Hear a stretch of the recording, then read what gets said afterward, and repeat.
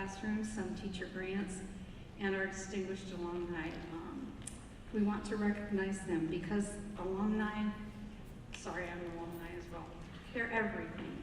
Their hearts are still with this district, as are most of ours. If you've been to Cuyahoga Falls and through the system, it's just a wonderful place to grow your roots. So tonight we're going to be honoring 4 former alumni who will be recognized for the Distinguished Alumni Award and also the Distinguished Service Award. Unfortunately, Scott Mills, who is receiving our Distinguished Service Award, could not be here this evening, but we have someone who will be reading a little script to tell you folks about him. In order to become a Distinguished Alumni member of our cadre for this year, we ask people to submit nominations. And they can be from friends, from family members, from coworkers, but they're submitted to a committee and we study them very carefully and select generally 3 to 4 people every year. This year we're inducting. Why do I always say that? Inducting. I almost indict every year and I'm so embarrassed. I used to teach language arts, I should know better, but this year we are honoring 4 members to join our 24-25 cadre. They are Richard Rubin, Paul Tice, Beth Walker, and Scott Mills. In order to receive this award, these people have to have been active in the Cuyahoga Falls School District. They have to have demonstrated significant achievement in a chosen field or demonstrated noteworthy involvement in volunteer work. They may also have participated in philanthropic projects where they have been generous in giving gifts of time, talent, or treasures to make life better for others. Let's see. Before we introduce our first Distinguished Alumni member, I would like to invite any of our previous Distinguished Alumni or Service Award members to stand. I know you stood up before, but we want to recognize you again.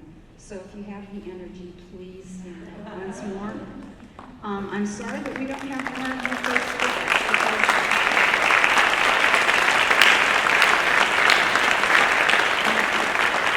At this point, we have over 100 recipients of our Distinguished Alumni Award, so I'm hoping to get more and more of you back every year so that our seniors can see, guess what, I might be standing up as well in the future to tell people about my story from my days in Cuyahoga Falls High School to where I am now in my career.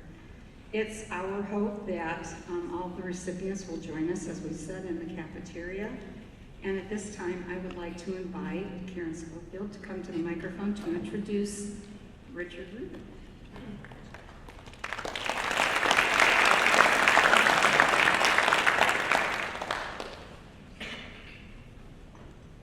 Good evening. My name is Karen Schofield, and I serve as a trustee on the Cuyahoga Falls Foundation and Alumni Association. And tonight, I have the privilege of introducing to you Dr. Richard Rubin. Summing up Dr. Rubin's extensive career was no easy task. And while I'll do my best to hit a few highlights, know that it all started right here at Cuyahoga Falls High School. So Dr. Rubin, or Rick, as he prefers to be known, is a 1967 graduate of Cuyahoga Falls High School. While here, Rick was a member of the tennis team, serving as captain his senior year, a member of the debate team, and I can attest to his skills there. He also served as team captain and was a member of the National Honor Society. Rick was president of the National Forensic Club and editor of the school's literary magazine, The Prism. After high school, Rick earned a bachelor's degree in philosophy from Oberlin College, a master's of library science from Kent State University, and a PhD from the School of Library and Information Science at the University of Illinois. Among other career experiences, Rick served as a librarian and personnel director at the Akron Summit County Library. In 1988, Rick was hired at Kent State University as a professor in the School of Library and Information Science. And as an interesting note to the students in the audience, did you know that Kent State University is the only university in Ohio that offers graduate degrees in the various areas of library and information science? Make note of that. Rick made his mark in the field with numerous research articles, journal publications, and conference presentations. His primary focus was human resources management. It was during this time period that Rick was inducted into the Ohio Library Council Hall of Fame. In 1999, Rick became the director of the Kent State School of Library and Information Science. He served as the director until 2010, when he became the university's first associate provost for extended education. In this position, he oversaw the offices of online or distance education, continuing education, summer programs. He held this position until his retirement. Rick currently holds the distinction of both Professor Emeritus and Associate Provost Emeritus at Kent State University. Throughout his career, Rick has been active in library professional organizations at the state and national level. One that is especially noteworthy is serving as the chair of the American Library Association's Accreditation Committee. This committee oversees the standards and compliance for graduate schools across the United States. Rick has presented at workshops and conferences and published numerous articles and books in his field. His 5th edition of Foundations of Library and Information Science, 5th edition, is the capital T, capital H, capital E textbook used in graduate schools across the United States. Rick and his daughter Rachel, who is also a librarian, co-authored this recent edition. Rick remains active in the world of library science, recently finishing service on the Ohio Library Council's Board of Directors. He continues to serve as a trustee of the, Cuyahoga Falls Library. And as a trustee of the Falls Library myself, I know how fortunate we are to have Rick in our midst. Rick is married to Marcia, also a lifelong resident of Cuyahoga Falls and a 1967 Falls grad and a distinguished alumni unto herself as well. Rick's impact on the field of library science is well known and far-reaching, and tonight you have the opportunity to hear from him yourselves. It is with great pleasure that I introduce to you our distinguished alumni, Dr. Richard Rick Rubin.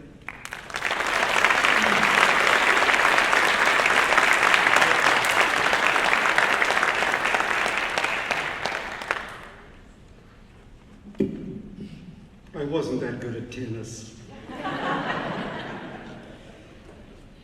When I got the letter about this recognition, there was a passage in it that was very important.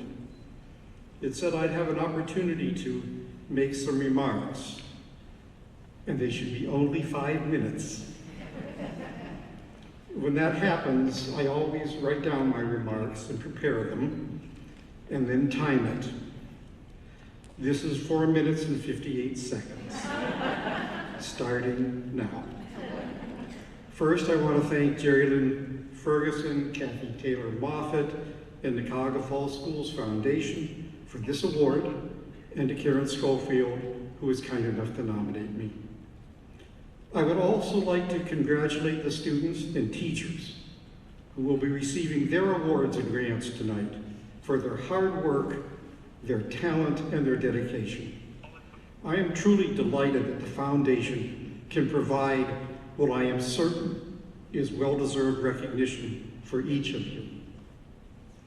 As for my memories of high school, the great poet Robert Frost described the past as a time made simple by the loss of detail. There's a lot of detail that I have lost when looking back, but there are a couple of things that stay with me. My thoughts first turn to the friends I made here. I still correspond with several of them, and from time to time even visit them, although they live many miles away. I am grateful for those friendships and for the high school as the place where I met them. We sometimes forget that high school is a meeting place, not just a learning place. and those we meet can have lasting impact on us. This is particularly true for me because it is the place where I met my wife, Marcia, also class of '67. Her locker was across from mine. My second thought goes to some of the teachers who had considerable impact on me. There are several I could mention, but respecting my time limits, let me mention just one, Robert Stitt, otherwise known as Mr. Stitt. Mr. Stitt taught me about all types of literature, about how to write well and to debate. But on one point, he was relentless. He taught me that we have a responsibility to think, to use our brains to make a better world. He didn't just teach me that, he drummed it into me. It's not about being smart or having particular skills. It's about how you use those talents. It is that message, Mr. Stitt's message, to make a better world, that made my choice of working and teaching in the world of libraries an easy one. But that career choice did not come right away. Rather, I studied philosophy at Oberlin College. Now understand, when you graduate with a major like that, there aren't a whole lot of job ads that say wanted philosopher. And I needed to figure out some kind of career path, particularly since I was now married to Marcia, and she was not about to let me sit around the house and read Plato. Interestingly, my mother, who was a stay-at-home mom and an avid reader, had said from time to time that if she had entered the work world, it would have been as a librarian. And that seemed to make a lot of sense to me as well. So after obtaining my Master's of Library and Information Science at Kent, I started a career as a reference librarian at the Akron-Summit County Public Library, moving to the position of Personnel Director. I learned many things there, but I learned most of all that libraries are a wonderful place. They entertain, they inform, and they educate. And after several good years there, I decided to go back to school and get my doctorate so I could teach and hopefully inspire future librarians. My entire academic career, 25 years, was spent at Kent. You do many things when you're a faculty member. Of course, you do a lot of teaching. But you also write books and articles and participate in professional activities on the national and state level. And that is what I did, and I loved it. I started as a faculty member in the school, then became its director, and eventually served as an associate provost. I have taught many, many librarians, and I am proud of their achievements. I tried to write books and articles that help students and practitioners understand what libraries are all about, to help them perform their jobs well, and to let them know that their work is noble and valuable. And although I retired from the university in 2013, I remain deeply committed to libraries and take great satisfaction in serving on the Cuyahoga Falls Library Board of Trustees with Karen. How we end up where we do is often a product of a mysterious chain of events.